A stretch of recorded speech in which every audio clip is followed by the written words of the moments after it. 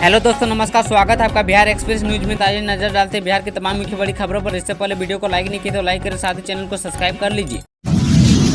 जदयू ने जारी की स्टार प्रचारकों की लिस्ट। नीतीश कुमार ने इन नेताओं को दे दी बड़ी जिम्मेदारी। जदयू की स्टार प्रचारकों की सूची में मुख्यमंत्री नीतीश कुमार के साथ साथ राज्य मंत्रिमंडल में जदयू कोटे के सभी मंत्रियों को शामिल किया गया है। जदयू के पूर्व राष्ट्रीय अध्यक्ष ललन सिंह और जदयू के राष्ट्रीय महासचिव संजय झा समेत राज्यसभा में जदयू संसदीय दल के नेता रामनाथ ठाकुर और जदयू के प्रदेश अध्यक्ष उमेश सिंह कुशवाहा को जदयू ने अपने स्टार प्रचारकों की सूची में शामिल किया है। जदयू सूत्रों से मिली जानकारी के अनुसार मुख्यमंत्री नीतीश कुमार चुनाव के सभी चरणों में चुनाव प्रचार के लिए निकलेंगे।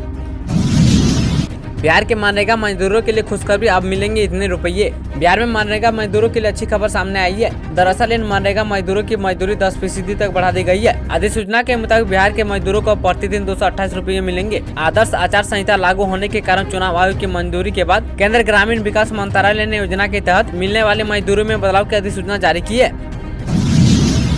पप्पू यादव का भी भरोसा, पूना में कांग्रेस का झंडा होगा बुलंद। महागठबंधन में सीटों के बंटवारे का ऐलान हो चुका है। इसमें सबसे बड़ा झटका पप्पू यादव को दिया गया है। अपनी जन अधिकार पार्टी के कांग्रेस में विलय कराने वाले पप्पू यादव जिस पूर्णिया सीट से चुनाव लड़ने का दावा कर रहे थे, वो सीट राजद ने अपने पाले में ले लिया है। सीट बंटवारे के ऐलान से पहले लालू यादव बीमा भारती को सिंबल भी दे चुके थे। इन सब के बावजूद पूर्व सांसद पप्पू यादव को भरोसा है कि कांग्रेस उन्हें पूर्णिया से चुनाव लड़ने देगी। पप्पू यादव ने स्पष्ट कहा है कि 4 जून को कांग्रेस का झंडा ही पूर्णिया में बुलंद होगा। महागठबंधन में सीटों के बंटवारे का ऐलान, पूर्णिया, राजद और भागलपुर सीट कांग्रेस के पाले में। महागठबंधन की सीट बंटवारे का ऐलान हो चुका है। राजद कार्यालय में महागठबंधन के नेताओं ने सीटों के बंटवारे की घोषणा की है। राजद को 26 सीटें मिली है, वहीं कांग्रेस को 9 और वाम दलों को 5 सीटें मिली है। पूर्णिया सीट राजद के पाले में गई है, वहीं महाराजगंज और भागलपुर सीट कांग्रेस के पाले में जा चुकी है। सीट बंटवारे को लेकर केवल राजद के वरीय नेता अब्दुल बारी सिद्दीकी ने ही सारी बातें कही है। कांग्रेस के प्रदेश अध्यक्ष अखिलेश सिंह ने प्रेस कॉन्फ्रेंस के दौरान कुछ नहीं कहा है। बिहार के लोगों के लिए गुड न्यूज, इस दिन से कम हो जाएगा बिजली का बिल, किसानों को मिलेगी राहत। बिहार के लोगों को नीतीश सरकार ने एक बड़ी राहत दे दी है। बिजली दर में 1 अप्रैल से कमी आएगी। सरकार की इस फैसले से राज्य के 2 करोड़ उपभोक्ता को बड़ी राहत मिलेगी। इसके लिए नीतीश सरकार ने बिजली कंपनी को 15,343 करोड़ रुपए का अनुदान दिया है, ताकि विद्युत दर में कमी लाई जा सके। इससे किसानों को काफी ज्यादा फायदा मिलेगा। लोकसभा चुनाव में नवादा से 17 प्रत्याशी ने किया नामांकन। भोजपुरी स्टार गुंजन सिंह लड़ेंगे निर्दलीय। नवादा संसदीय क्षेत्र से 18वीं लोकसभा चुनाव को लेकर कुल 17 प्रत्याशियों ने नामांकन किया है। गुरुवार 28 मार्च को नामांकन की आखिरी तिथि थी। सभी प्रत्याशियों ने पूरे डीजे के साथ उत्साहपूर्वक नामांकन किया है। इस बार खास बात यह है कि भोजपुरी स्टार गुंजन सिंह निर्दलीय उम्मीदवार होंगे, जहाँ उनका मुकाबला भाजपा के विवेक ठाकुर से होगा। नीतीश कुमार से अब कोई दिक्कत नहीं, चाचा से सुलह संभव, चिराग पासवान ने साबित कर दी लकीर। बिहार में पिछले काफी दिनों से एनडीए की सीट शेयरिंग पर चल रही सरगर्मी थम गई है, क्योंकि बिहार के मुख्यमंत्री नीतीश कुमार से चिराग पासवान की मुलाकात हुई है और सीट शेयरिंग पर बात पक्की हो गई है। यह मुलाकात बहुत खास है, क्योंकि एलजेपी अध्यक्ष नीतीश कुमार के बड़े आलोचक रहे हैं, लेकिन दोनों नेता गर्माजोशी से मिले और गले भी लगे। नीतीश कुमार के साथ हुई मुलाकात और जम्मू सीट की बजाय हाजीपुर से चुनाव लड़ने को लेकर चिराग पासवान ने कहा कि अब सब ठीक हो गया है, अब मुझे नीतीश कुमार से कोई दिक्कत नहीं है।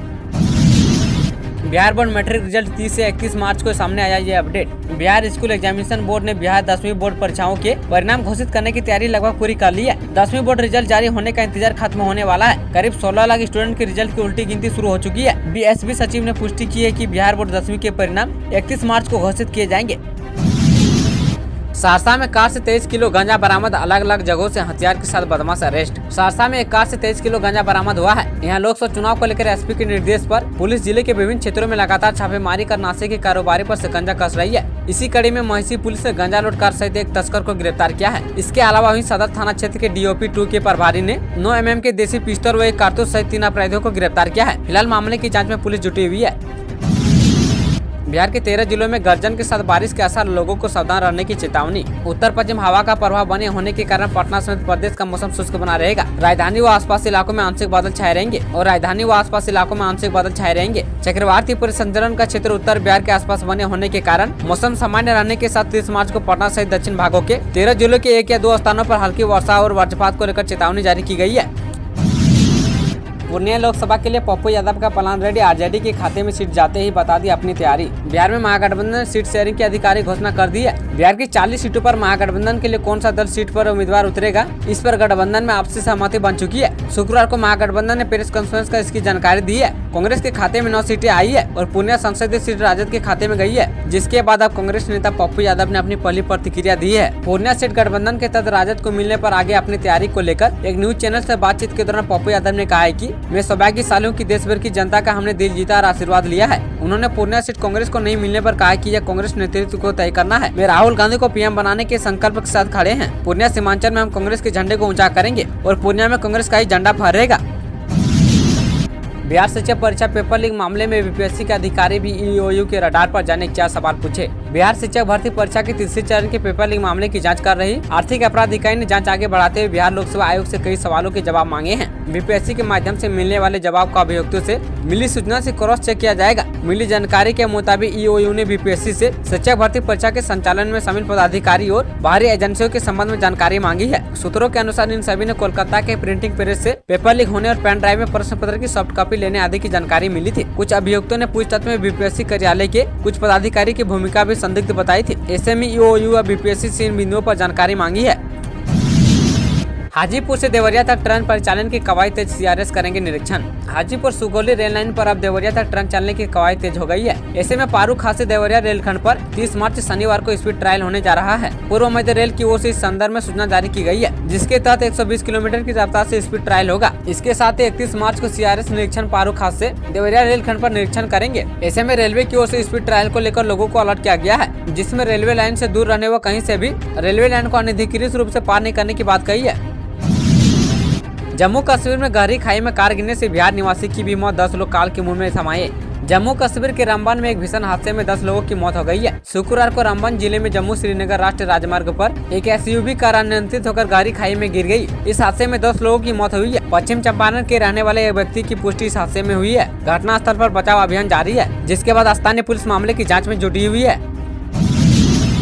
दरभंगा से दिल्ली के बीच मई माह से आकाशा एयरलाइन शुरू करेगा विमान सेवा। दरभंगा से दिल्ली के बीच मई माह से आकाशा एयरलाइन विमान सेवा शुरू करेगा। इसके लिए एयरपोर्ट अथॉरिटी की ओर से समर शेड्यूल जारी किया है। आकाशा एयरलाइन को दरभंगा दिल्ली रूट पर एक विमान संचालन के लिए स्लॉट उपलब्ध कराया गया है, जबकि अन्य एयरलाइंस को इस रूट पर 2 विमान उड़ाने की इजाजत दी गई है। इस निर्णय से इस रूट पर यात्रा करने वाले लोगों के पास विकल्प बढ़ जाएगा। दिल्ली रूट पर डेली 3 विमानों की आवाजाही से पैसेंजरों को कम दर पर टिकट मिलने की संभावना रहेगी। मुंबई, बेंगलुरु, कोलकाता, हैदराबाद व अयोध्या रूट पर पहले का शेड्यूल जारी रहेगा। विभागीय शेड्यूल के मुताबिक दरभंगा एयरपोर्ट से 8 जोड़ी विमानों की आवाजाही होगी। वैसे पिछले कुछ माह से पिछले शेड्यूल का अनुपालन नहीं किया जा रहा है। शेड्यूल के मुताबिक विमान सेवा संचालित होने से रोजाना 16 विमानों की उड़ान एवं लैंडिंग यहाँ होगी। इससे यात्रियों की संख्या में पहले की तरह इजाफा होगा और अथॉरिटी को अच्छे राजस्व की प्राप्ति होगी। बीमा भारती ने पूर्णिया सीट से पेश की दावेदारी, क्या करेंगे पप्पू यादव। लोकसभा चुनाव से पहले पप्पू यादव ने अपनी पार्टी जाप का कांग्रेस में विलय कर लिया है, जिसके बाद से पप्पू यादव पूर्णिया सीट से चुनाव लड़ने की बात कर रहे हैं। तो दूसरी ओर जेडीयू छोड़कर आरजेडी में शामिल हुई विधायक बीमा भारती भी पूर्णिया सीट से दावेदारी करती दिख रही है। बीमा भारती ने आरजेडी सुप्रीमो लालू प्रसाद यादव और तेजस्वी यादव एवं राबड़ी देवी की मौजूदगी में पार्टी का दामन थामा है। वही पार्टी में शामिल होते बीमा भारती ने पूर्णिया सीट से लोकसभा चुनाव लड़ने की इच्छा जाहिर की थी, जिसके बाद से कहा जा रहा है कि आरजेडी की टिकट से बीमा भारती पूर्णिया से चुनाव लड़ेगी। अब खुद विधायक इस पर मुहर लगा दी है। बीमा भारती ने घोषणा की है कि आरजेडी ने उन्हें पूर्णिया से चुनाव लड़ने के लिए सिंबल भी दे दिया है। के पाठक के शिक्षा विभाग का आदेश, अभी इन स्कूलों की टीसी होगी अमान्य। जिले में बिना रजिस्ट्रेशन के गांव, बाजार या शहरी क्षेत्रों में संचालित किए जा रहे विद्यालयों के ट्रांसफर सर्टिफिकेट नामांकन के लिए अमान्य होगा। इसको लेकर शिक्षा विभाग द्वारा निर्देश जारी किया गया है। जानकारी के अनुसार अब अगली कक्षा में नामांकन को सिर्फ पंजीकृत व एनओसी वाले स्कूलों को ही टीसी मान्य होंगे। ऐसे में बच्चे व उनके अभिभावकों की परेशानी बढ़ सकती है। सबसे जरूरी है कि खासकर निजी विद्यालय में नामांकन से पहले इसकी जानकारी अभिभावकों को रखनी होगी। नए वित्तीय वर्ष में बिना ट्रेड लाइसेंस के संचालित दुकान होगी सील। मधुबनी नगर निगम क्षेत्र में छोटे मध्य व बड़े कारोबारियों को व्यापार के लिए ट्रेड लाइसेंस लेना जरूरी है, लेकिन नगर निगम क्षेत्र के कारोबारी बिना ट्रेड लाइसेंस के ही शहर में कारोबार कर रहे हैं। ऐसे दुकानदारों की दुकान सील किया जाएगा। नए वित्तीय वर्ष में उन्हें हर हाल में ट्रेड लाइसेंस लेना होगा।